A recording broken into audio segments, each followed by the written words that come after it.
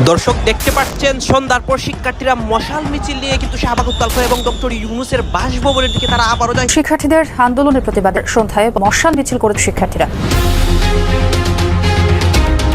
এদিকে আজ আবারও শাহবাগ উত্তাল করে শিক্ষার্থীরা সন্ধ্যার পর ভয়াবহ রূপ নিয়ে এনসিপি নেতাদের আক্রমণ করে। ডক্টর ইউনূস এবার হিমশিম কাঁদছেন দেশ কন্ট্রোল করতে না পেরে। স্থানীয়রা বলছে নদীতে এখন মাছের চেয়ে লাশ বেশি পাওয়া যায়। আইন শৃঙ্খলা পরিস্থিতি ভেঙে চুরমার, একথা তো আমরা জানি। প্রতিটা জিনিসই চ্যালেঞ্জের। আমি কি জানি আগামী 8 ঘন্টা পরে আমার জীবনে কি দুর্ঘটনা ঘটবে না? সো প্রত্যেকটা জিনিসই চ্যালেঞ্জের এবং প্রত্যেকটা জিনিসকে মোকাবেলা করার জন্য মানসিক প্রস্তুতি থাকতে হবে। এটাই হচ্ছে দৃঢ়তা এবং এটাই আমরা চাই। আপনাদের দিক থেকে ওই সহযোগিতাটাই চাই। আপনারা যদি অনুমান করেন যে আগামীতে এই সমস্যাটা আছে, আপনারা আমাদেরকে বলেন, আমরা সেই ব্যবস্থা নিব। বাংলাদেশের বিভিন্ন রাজনৈতিক নেতারা যেভাবে বক্তব্য রাখছেন তাতে রাজনৈতিক দলগুলির ব্যবস্থা নেওয়ার ক্ষেত্রে অনেক প্রশ্নচিহ্ন তুলে দেয়। যদিও এবার বিএনপি অন্য পথে হাঁটলো, ফজলুর রহমানকে বহিষ্কার করলো দল। ঈদের খুশি ভাই, ঈদের খুশি। নতুন আরো এক সুখবর দিতে যাচ্ছি আপনাদেরকে। যদিও বাংলাদেশের আসলে কপাল খুলে গেছে, যদি আমাদের রিজার্ভ থাকে, মাশাআল্লাহ ভালোই রিজার্ভ আছে, তা আমার মনে হয় যে এই সুযোগটাকে কাজে লাগানো উচিত, কারণ সুযোগ বারবার আসে না। এদিকে ডক্টর ইউনূসের সাথে কপাল পড়ল এনসিপি দলটিরও। 15 লক্ষ শিক্ষার্থী এনসিপি দলকে বয়কটের ঘোষণা দিল। সংঘর্ষে উত্তাল ঢাকার শাহবাগ। এনসিপি কে বয়কটের ঘোষণা এসেছে এবং সেই ঘোষণা এসেছে ডিপ্লোমা শিক্ষার্থীদের তরফ। ইতিমধ্যে বুঝতেই পারছেন আজকের খবরটি কতটা গুরুত্বপূর্ণ একটি খবর। বন্ধুরা চলুন ভিডিওতে আজকে আর বেশি কথা বাড়াবো না, সরাসরি আজকে আমরা চলে যাব মূল ভিডিওতে, আর সেখানে আজকে আমরা দেখব আজকের খবরের বিস্তারিত।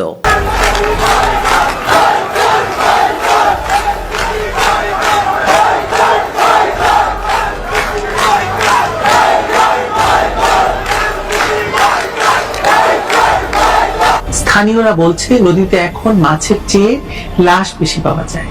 আইন শৃঙ্খলা পরিস্থিতি ভেঙে চুরমার, একথা তো আমরা জানি। নদীতে বাড়ছে লাশ শিরোনামে সংবাদটি বলছে চলতি বছর প্রতি মাসে গড়ে 43টি করে মরদেহ পাওয়া গেছে নদীগুলোতে।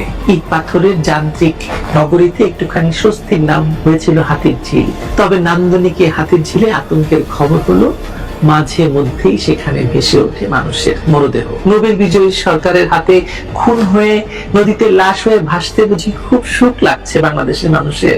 আপনার নিকটজন কেউ এখনো হত্যার শিকার হয়নি বলে আপনি দেশব্যাপী এই ভাসমান লাশের বিষয়ে প্রশ্ন তুলতেন না কেন? বাংলাদেশের নদীগুলো মরে গেছে, নদীতে কোনো মাছ নেই, এই খবর তো আমরা জানি, অনেকদিন ধরেই জানি, কি জানি না, কিন্তু মাঝে মাঝে এসব মরা নদীও সংবাদ শিরোনাম হয়। এখনকার তাজা শিরোনাম হচ্ছে বাংলাদেশের নদীগুলোতে এখন আর মাছ না থাকলেও মানুষ ভাষার কথা শোনা যাচ্ছে। মাফ করবেন, মানুষ নয়, মানুষের লাশ ভাষার কথা বলছে সংবাদ মাধ্যমে প্রকাশিত সংবাদ। নদীতে ভাসছে লাশ, এই বাক্যটি লিখে আপনি যদি গুগলে সার্চ দেন তাহলে প্রথম পাতাতেই আসবে যে সকল খবর, তার মধ্যে কয়েকটি শিরোনাম আমি আপনাদের পড়ে শোনাই। 1 নাম্বার, হাতিবান্ধার সতী নদীতে ভাসছে যুবকের লাশ। পানখালী নদীতে ভেসে উঠল নিখোঁজ আকাশের লাশ। নিখোঁজের 5 দিন পর নদীতে ভাসছিল বিএনপি নেতার মরদেহ। মহিপুরে নদীতে ভেসে এসেছে অজ্ঞাত যুবকের লাশ। সুরমা নদীতে ভেসে উঠল মাদ্রাসা ছাত্রের মরদেহ। এটা গুগল সার্চের ফলাফল। আর এসব নিয়েই দেশের গণমাধ্যমের একটি খবরের কিছু অংশ পড়ে শোনায় আপনাদেরকে। গণমাধ্যমের নাম না বলি, তাতে তাদের উপর আবার যদি মব লিলিয়ে দেওয়া হয় তাহলে তো মুশকিল, তাই নাম ছাড়াই পড়ছি, শুনুন। নদীতে বাড়ছে লাশ শিরোনামে সংবাদটি বলছে চলতি বছর প্রতি মাসে গড়ে 43টি করে মরদেহ পাওয়া গেছে নদীগুলোতে, যেই সংখ্যা আগের বছর ছিল 37। এইসব মরদেহের 30% কোনো পরিচয় মেলেনি এখন পর্যন্ত। নৌ পুলিশের পরিসংখ্যানে উঠে এসেছে এসব তথ্য। হিসেব বলছে মৃত্যুর অনেক সময় পর মরদেহ পাওয়া আর জনবল লজিস্টিক সংকটে অনেকটাই বেগ পেতে হয় এইসব মরদেহ শনাক্ত করতে। এর মধ্যে আমার প্রিয়জন, প্রিয় ভাজন বিভু রঞ্জন সরকারের লাশও আছে। মুন্সিগঞ্জের গজারিয়ায় সাংবাদিক বিভু রঞ্জন সরকারের লাশটি পাওয়া গেছে। সাঁতার জানা বিভু রঞ্জন ঢাকার বনশ্রীর বাসা থেকে কোথায় গিয়ে মেঘনা নদীতে ঝাঁপ দিলেন, এই এত দূরত্ব পার হলেন, কেউ তাকে দেখলো না, কোনো সিসিটিভি ক্যামেরায় ধরা পড়লো না।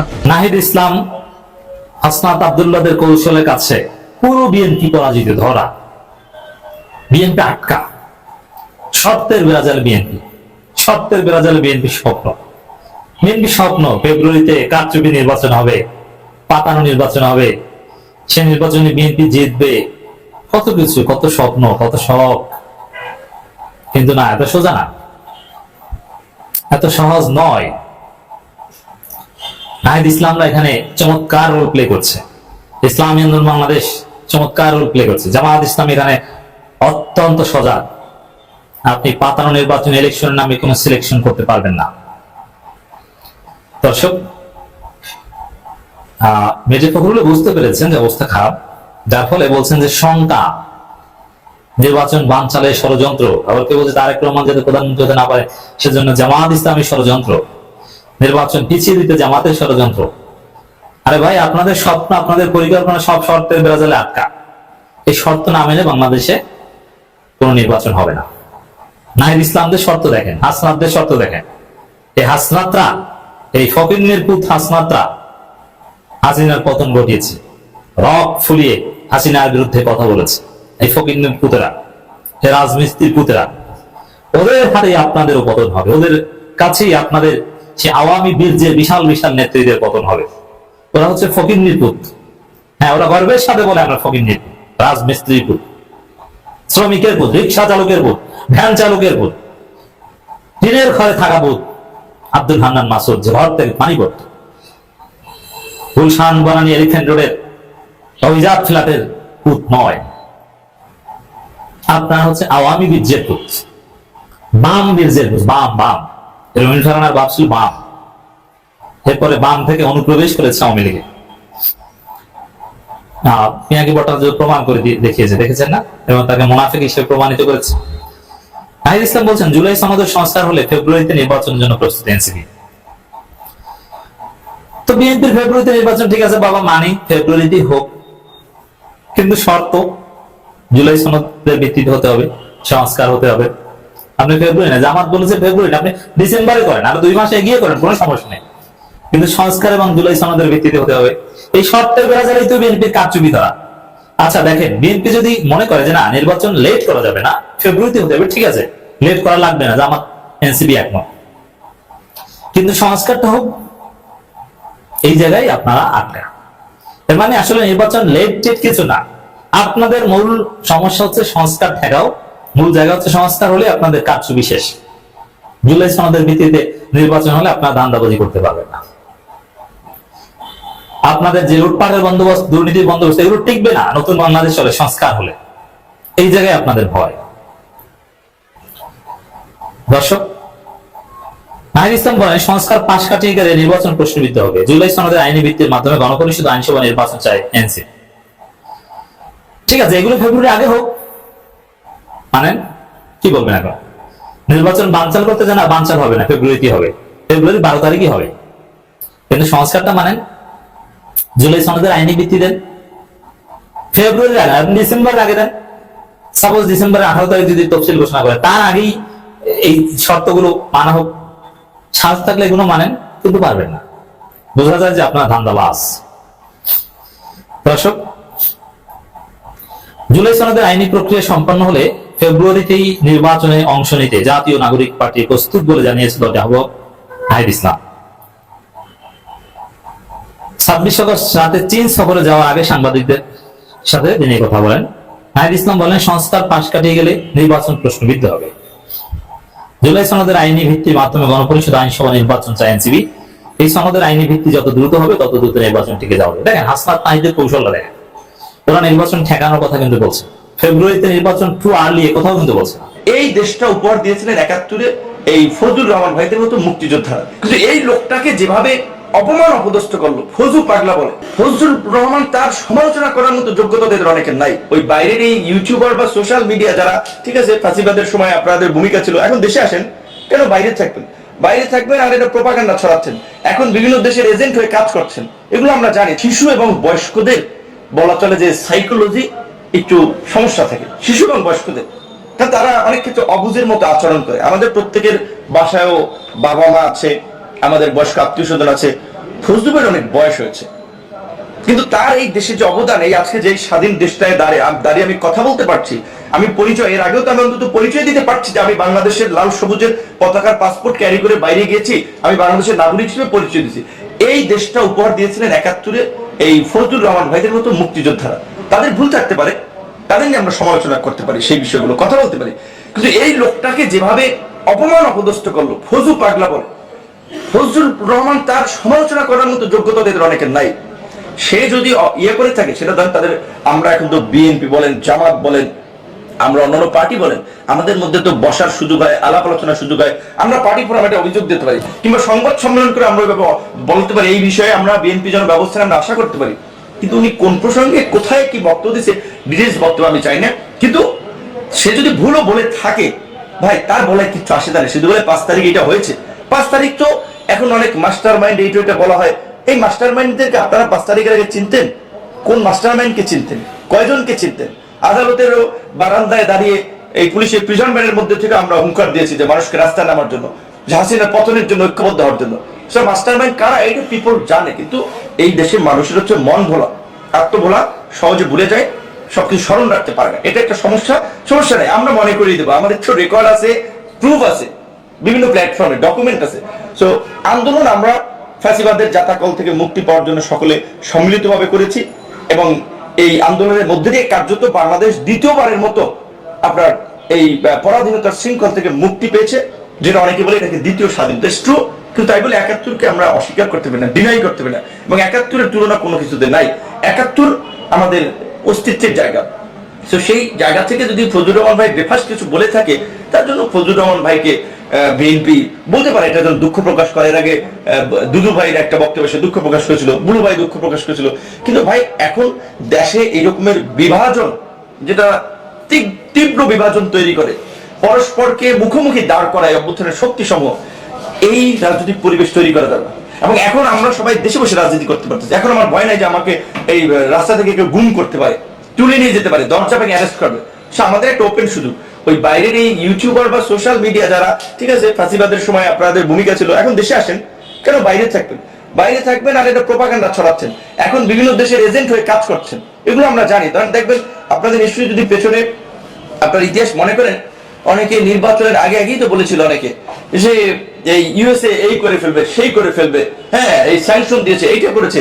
৩-৪ বছর ধরে একটা চটকদার কিছু কথা কাটকুট বানিয়ে ভিডিও ভিউ বানানো যেগুলো বানিয়েছেন, আবার যখন দেখেন কাজ করেনি, আবার সেটার বিপরীত ভিডিও বানিয়েছেন, কথাবার্তা বলেছেন।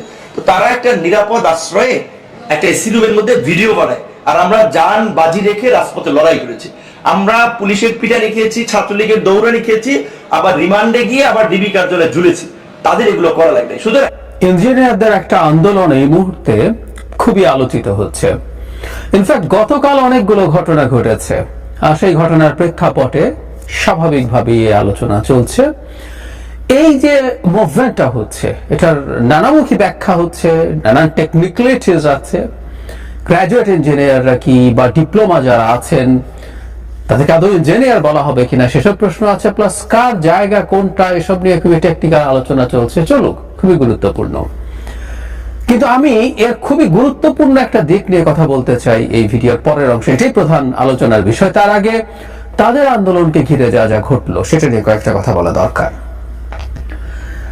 এর আগের দিনও, গতকালের আগের দিনও তারা শাহবাগ মোড় অবরোধ করেছিলেন, এবং এই যে অবরোধ করার প্রবণতা, এটা খুবই বাজে। কিছু হলে শাহবাগ অবরোধ করতে হবে, এটা এই সরকারের সময় হয়েছে, এবং একটা হিসাব আছে ১,৫০০-এর মতো সম্ভবত এই ধরনের মুভমেন্ট হয়েছে, যে কেউ চাইলেই রাস্তা বন্ধ করে দিতে পারে। যদিও এনারা যে বন্ধ করেছেন সেটার পেছনে তারা যে কারণ দেখাচ্ছেন, এটাও আমাদের জন্য খুবই সতর্কতার ব্যাপার। তারপর গতকাল তারা যমুনা অভিমুখে, প্রধান উপদেষ্টার কার্যালয় অভিমুখে রওনা হয়েছিলেন, এবং তাদের উপরে পুলিশ ছত্রভঙ্গ করার জন্য বল প্রয়োগ করেছে। এখানে একটু বলে রাখা ভালো, ১৪৪ ধারা ওই অঞ্চলে থাকাকালীন সময়, এটা সবসময় ওখানে থাকে। যারা হাসরাত আব্দুল্লাহ আবার যখন গেছেন আওয়ামী লীগ নিষিদ্ধের দাবিতে, তখন কিন্তু পুলিশ এভাবে অ্যাকশনে যায়নি, কিন্তু গতকাল গেল।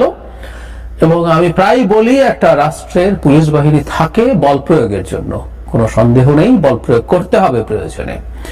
কিন্তু শেখ হাসিনার সময় যে প্রবণতা ছিল, বা আগেও আমাদের পুলিশের এই প্রবণতা ছিল, কিন্তু শেখ হাসিনার সময় এটা বহুগুণ বেড়েছে এবং এটা মানে অ্যালার্মিং পর্যায়ে চলে গেছে। আমরা প্রায় বলি শেখ হাসিনা পুলিশকে মিলিটারাইজ করেছিলেন, সেটা হচ্ছে ডিসপ্রপোর্শনেট বল প্রয়োগ করা। গতকাল ডিসপ্রপোর্শনেট বল প্রয়োগ করা হয়েছে, যারা আন্দোলনকারী স্টুডেন্টস আছেন তাদের উপরে মারাত্মক রকম হামলা করা হয়েছে। এটা কোনোভাবে প্রয়োজনীয় ছিল বলে আমি মনে করি না। সুতরাং পুলিশকে এই জিনিসটায় অভ্যস্ত হতে হবে কিভাবে ন্যূনতম বল প্রয়োগের মাধ্যমে সে তার কাজ শেষ করতে পারে। এর মধ্যে আসার ব্যাপার আছে যে এটা খুবই সুন্দর। ওই মুভমেন্টের পর আবার শাহবাগে মোড়ে অবরোধ করেছিল রাস্তা, সেখানে তারা স্বরাষ্ট্র উপদেষ্টার সরি বলার জন্য বলেছিলেন। অন্তত ঢাকার যিনি কমিশনার আছেন তিনি সেখানে যান এবং তিনি সেখানে তাদেরকে সরি বলেছিলেন। এই চর্চাটা সুন্দর, মানে কোথাও কখনো রাষ্ট্রীয় বাহিনী বা কেউ কোনো ভুল যদি করেন সেটা তারা স্বীকার করছেন। সুতরাং ভবিষ্যতে পুলিশ বাহিনীকে এটা মেনে নিতে হবে।